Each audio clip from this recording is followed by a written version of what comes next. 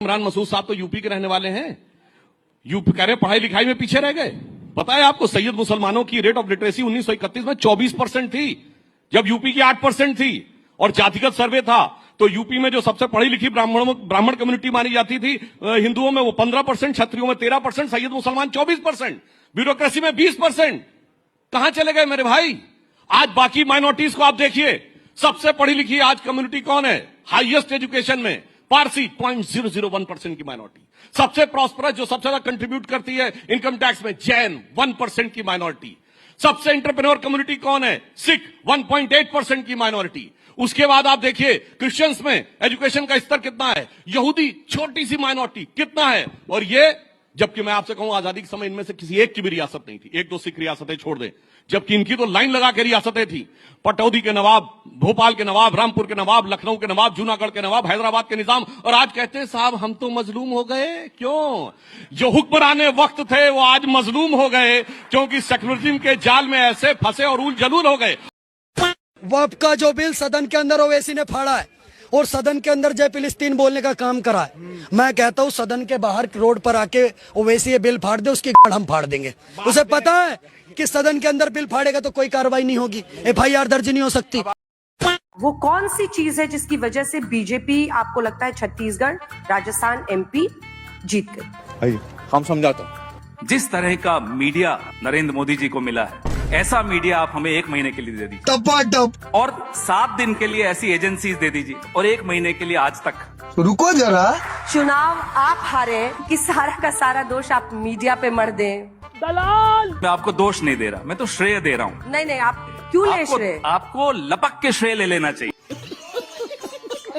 आप क्या कहना चाह रहे हो? भाई मैं तो ये देख लो, ये क्या है? ये जानकारी मसला बहुत बड़ा, इसके बारे में जानकारी। अरे मेरा मसला ये है, सबको पता है, हिंदुस्तान के हर एक बच्चों को पता है कि मसला क्या हो रहा है। आप बताइए क्या मसला? मीडिया को भी पता है सारा मसला, मीडिया तो आपसे की हुई। सुनो मेरी बात, ये क्या है जो आपने ले रखा है? इस पे क्या लिखा है? बिल पे जो भी बिल आ रहा है, इसको जरा पढ़ के आप इसको मुझे बात तो सुनो, मेरी बात आप मुझे मेरी बात तो सुनो जनाब, आप मुझे 2 मिनट तो सुनो मेरी बात जनाब, आप मुझे इसको पढ़ के क्या है, हुकूमत को पता है क्या मसला है जनाब, मेरी बात कब्जा करने की कोशिश कर रहे हैं मेरे भाई। इस पे क्या लिखा है जो आपने? भाई तुमसे बतौलेबाजी नहीं करनी मेरे भाई। किसको देख रहे हैं आप? भाई साहब देख रहे हैं तो मेरे भाई जो इनसे मैं कह रहा हूँ इनको पता नहीं है। इनसे क्यों बताओ? इनको क्यों बताओ? तो हमें ही तो बताओ। अरे भाई क्यों बताऊँ? अरे जाओ भाई, यही बात है। अरे भाई आप बताना चाहते हैं भाई, ये देखो अरे क्या लिखा है, ये देखो बड़े लोग खड़े हैं, एडवोकेट लोगों को मैं इतना कह रहा हूँ, जो बड़ों ने बताया बयान मत दो इनको। वकील साहब खड़े, आपको जानकारी है नहीं? क्या जानकारी है आपको? मेरे भाई मैं तुझे नहीं बताने का, साइड में हटा के कैमरा हटा के बता। जानकारी है? साइड में चल रहे हैं, क्या बताओगे? उस कैमरे को हटा, मेरे कैमरा को भी हटा देंगे। अरे जान, अरे इधर तो आओ, ये धमकाने वाली यार तुम लोगों की यही तो प्रॉब्लम है बस। कैमरा आ जाओ, मैं हटा रहा हूँ कैमरा, आ जाओ इधर आओ, लो हटा रहा हूँ कैमरा, इधर आओ। क्या बताओगे आप मुझे? मैं क्या बताना चाह रहा हूँ? मैं यही तो पूछ रहा हूँ, क्या है ये? कर्नाटक में जो कांग्रेस की सरकार है, मैं उसकी आपको बता रहा हूं, कर्नाटक की कांग्रेस सरकार ने बाकायदा 1 साल में मंदिरों से 445 करोड़ रुपए की कमाई करी। 445 करोड़ रुपए कर्नाटक की कांग्रेस सरकार ने, और इन 445 करोड़ रुपए में से 330 करोड़ रुपए, ध्यान से सुनिएगा, 445 करोड़ रुपए मंदिरों से लिए गए और 330 करोड़ रुपए मस्जिदों पर, चर्चों पर, वक्फ बोर्ड पर खर्च किए गए। तो ये कौन सा सेकुलरिज्म है कि मंदिरों से आपको कमाना है, वक्फ बोर्ड पर खर्च करना है, आपको चर्चों पर खर्च करना है, आपको मस्जिदों पर खर्च करना है? तो कमाई करने के लिए आपको जो है हिंदुओं के मंदिर मिलते हैं और फिर गालियां भी आप हिंदुओं को ही दोगे कि भैया कुंभ में नहाने से कौन सी गरीबी जाएगी, मंदिर बनाने से क्या होगा, और घंटी बजाने से, मंदिर के घंटी तो वो बजाते हैं जिनके पास बुद्धि नहीं होती। ऐसे तमाम उदाहरण मेरे पास एक से एक बड़े हो रहे। किसको? तेजस्वी को? तेजस्वी यादव पूरा खानदान पागल है, मैं पूरे जिम्मेदारी के साथ कहता हूँ, पूरा खानदान पागल है। को बदलेंगे, आगे लेके जाएंगे, परिवार को बदलेगा वो। एक बार बोलिए कि पहले अपना अध्यक्ष बदले, फिर परिवार के लोगों को बदले, पार्टी में अलग लोगों को टिकट दे, सिंगा बदले, क्या बदलना? अरे वो अपना जो है प्रॉपर्टी बदलने की बात कर रहा है कि एक बार सत्ता में आ जाएंगे। इस बार तो अब झंडा ढोने वाले भी उनसे नाराज है, पत्रकार महोदय। इस बार बिहार के लोगों के अंदर जाकर के आप खुद उनका इंटरव्यू करिए।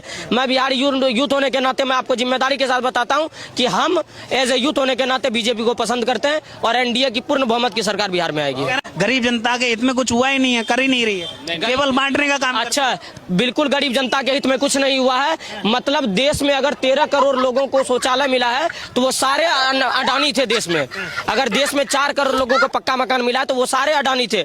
आज सारे मेट्रो में अडानी घूम रहे हैं, सारे स्मार्टफोन अडानी चला रहे हैं। 90 देश में 70-80 करोड़ जो इंटरनेट यूजर है वो सारे अडानी अंबानी है। तो अगर देश की 140 करोड़ में से 90 करोड़ आबादी अडानी अंबानी है तो फिर देश में गरीबी का पत्रकार है आपसी भाईचारे का, आपसी प्यार का, वहां से हम सब आते हैं। पर उस धरती को भी आपके यहां से इस जगह से गया व्यक्ति वहां पर भी लोगों को बांटने का काम, लोगों को तोड़ने का काम कर रहा है।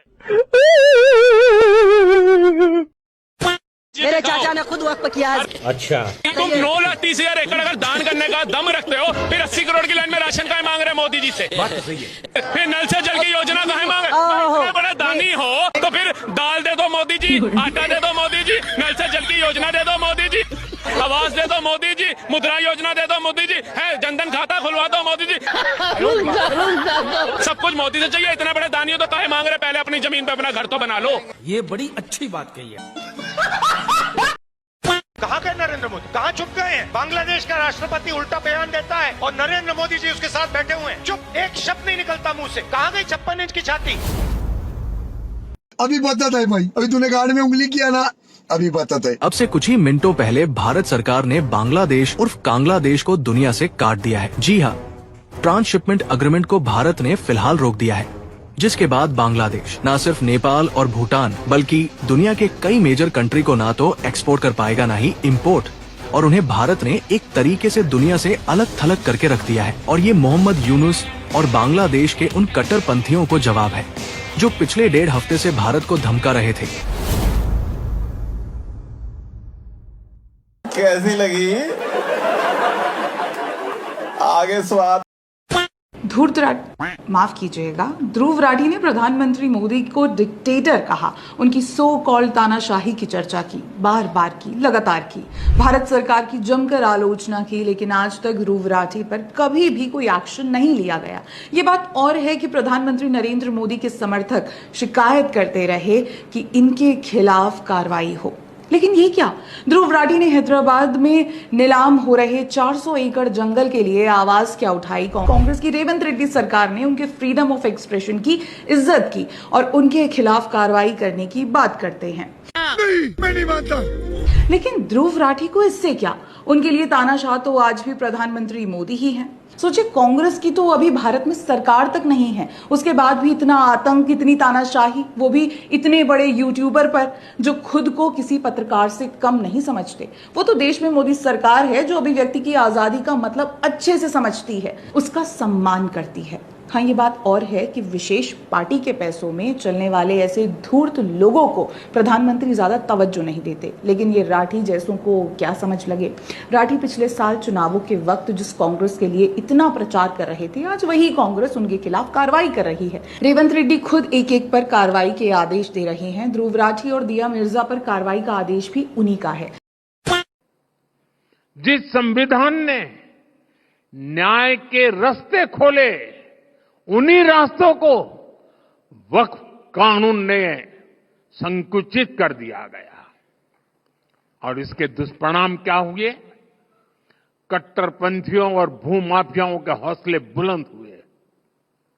केरल में ईसाई समाज के ग्रामीणों की जमीन पर वक्फ के दावे, हरियाणा में गुरुद्वारों की जमीन विवादों में, कर्नाटका में किसानों की जमीन पर दावा, कई राज्यों में गांव के गांव हजारों हेक्टेयर जमीन अब एनओसी और कानूनी उलझनों में फंसी पड़ी है। मंदिर हो, चर्च हो, गुरुद्वारे हो, खेत हो, सरकारी जमीनें हो, किसी को भी अब भरोसा नहीं रह गया था कि उनकी जमीन उनकी ही रहेगी। सिर्फ एक नोटिस आता था और लोग अपने ही घर और खेत के लिए कागज ढूंढते रह जाते थे।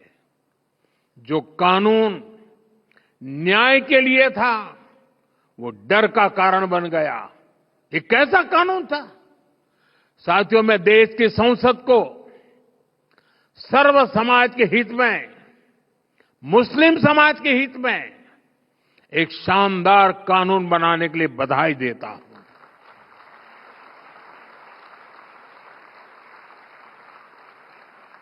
अब वक्फ की पवित्र भावना की भी रक्षा होगी और गरीब, पसबंदा मुसलमान, महिला, बच्चे सबके हक भी महफूज रहेंगे। वक्फ